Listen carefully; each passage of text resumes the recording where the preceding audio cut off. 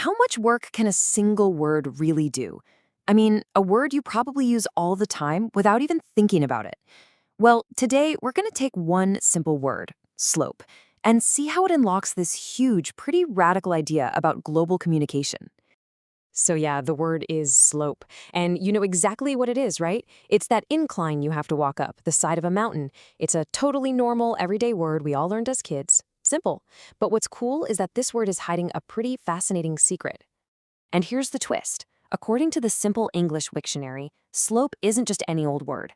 It's part of this super exclusive club, a curated list of just 850 words. And this isn't just some random collection, it's a whole carefully designed system, which, of course, leads to one very obvious question. What exactly is the basic English 850 list? I mean, why does it even exist, and how on earth did a word like slope make the final cut?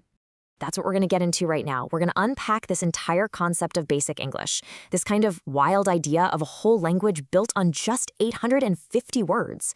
The core idea here is actually brilliantly simple.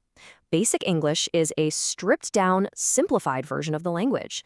It was created to be this powerful tool for international communication. The whole goal was to make a version of English so easy that pretty much anyone, anywhere in the world could learn it, and learn it fast. So, with that in mind, let's circle back to our original word. In a system where you only get 850 words to describe the entire world, why choose slope? What makes it so essential? The answer is that every single word on that list has to be a workhorse. It can't just have one little meaning. It needs to be a linguistic Swiss Army knife, capable of doing a whole bunch of jobs at once. And slope illustrates this perfectly. It can be a noun, a thing. A slope is one side of a hill.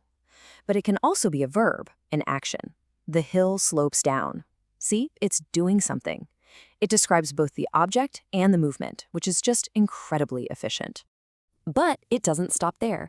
Slope also has a really precise technical meaning in mathematics. It's the gradient of a line, a huge concept in geometry and calculus.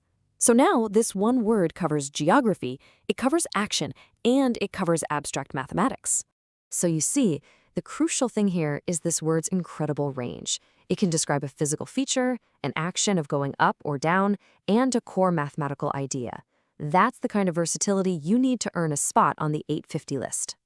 Of course, a word's usefulness isn't its only story. The source material also points out that words can have complex and sometimes very dark histories.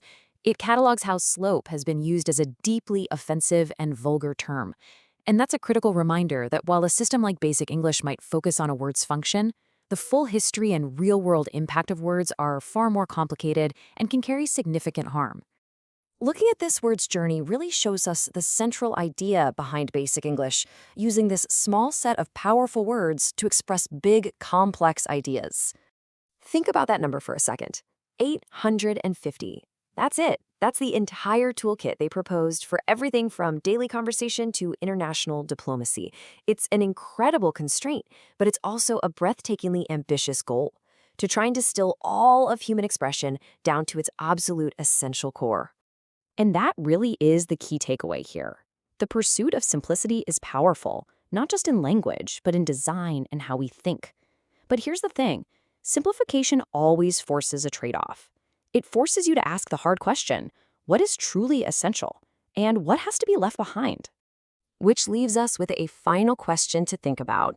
Is a project like Basic English a brilliant tool for helping the world understand each other?